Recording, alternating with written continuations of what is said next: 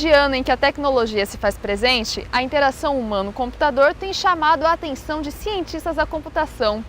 Você já parou para pensar em como ela acontece entre usuários de jogos interativos?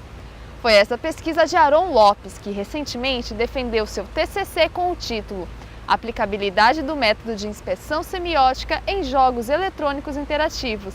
Está no ar mais um jovem cientista. Então a minha pesquisa ela foi baseada na teoria da engenharia semiótica. Ela deriva exatamente do conceito da semiótica, da linguagem e da comunicação a respeito de identificar o mundo ao nosso redor como um conjunto de signos.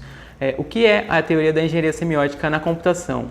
A interação entre os usuários e os sistemas ela pode ser vista como uma comunicação que ela é criada entre o designer e o usuário. Então o designer, quando ele projeta aquela interfacezinha que tem vários elementos, ele está enviando uma mensagem, transmitindo uma mensagem para o usuário. A gente pegou esses conceitos da engenharia semiótica e o método de inspeção semiótica, que é um dos métodos para avaliar a comunicabilidade de sistemas computacionais, e a gente aplicou esses conceitos em jogos digitais. A gente tem jogos e a gente tem método de inspeção semiótica. Quem já fez algum trabalho com o método de inspeção semiótica em jogos? E como eles têm feito isso? Como eles têm utilizado os conceitos do método para inspecionar jogos digitais? E aí depois que a gente realizou essa revisão bibliográfica sistemática, a gente confirmou que pouco se fez nessa área e os poucos trabalhos que a gente encontrou, a gente começou a tomar como base para identificar como a gente ia lidar com o jogo utilizando esses conceitos.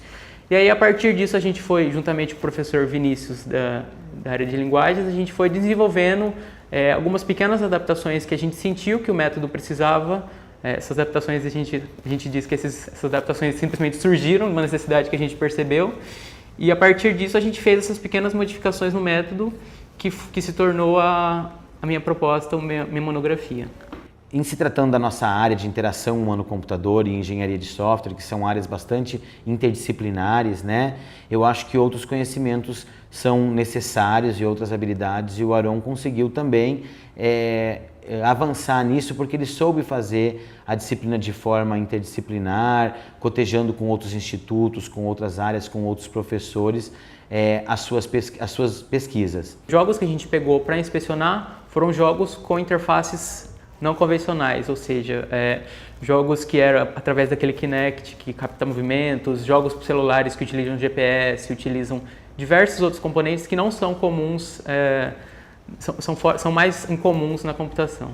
Tanto o meu trabalho com memoriais digitais quanto a minha monografia na área de engenharia semiótica, eles são trabalhos que poucas pessoas pesquisaram, porque eu digo, na engenharia semiótica tem bastante gente que trabalha com a engenharia semiótica e o método de inspeção semiótica, mas poucas pessoas aplicaram eles em jogos.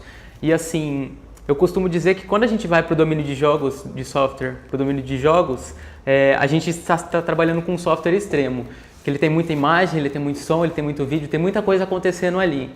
E a proposta do método de engenharia semiótica é exatamente verificar o que está acontecendo na interface, o que está sendo comunicado por ela. Então, assim, quando a gente pegou esse método e levou para os jogos, a gente percebeu que ele se dava muito bem, ele apenas precisava de pequenas modificações. Então, assim, o produto que a gente gerou com todo esse trabalho provavelmente vai ajudar até a indústria, por exemplo, de desenvolvimento de jogos, porque eles precisam de métodos para verificar se o jogo deles está funcionando, está adequado, se o usuário está conseguindo entender o que está acontecendo. Então, a aplicação desse método nesse domínio e o trabalho que a gente produziu pode com certeza ajudar, por exemplo, as pessoas da indústria a validar esse software, a verificar esse software. O interessante da pesquisa do Aron é que ela não se limita ao meio acadêmico, mas colabora com os desenvolvedores de jogos interativos.